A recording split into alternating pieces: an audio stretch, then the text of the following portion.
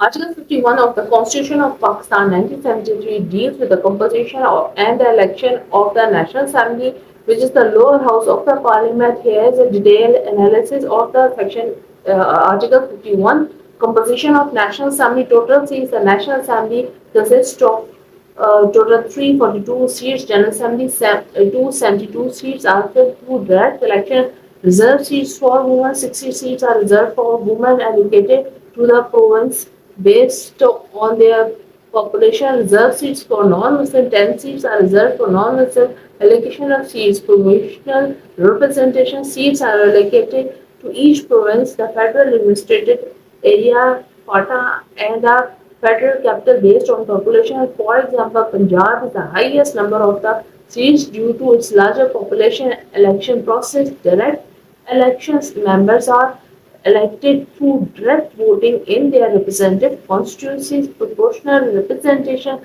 Reserved seats for women and the non-Muslims are filled through a system of proportional representation based on the total number of the general seats won by each political party in the National Assembly. Historical context and amendments.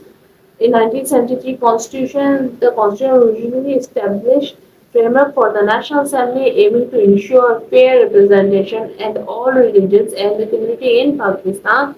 18 amendments. Significant changes were made through the 18th Amendment in 2010, which increased the provisional autonomy and adjust the allocation of the reserves of the seats to reflect the population changes. Legal and political implication. Representative and equality. Article 51 aims to ensure equitable representation to all provinces and the communities to promote balance, challenges and criticism.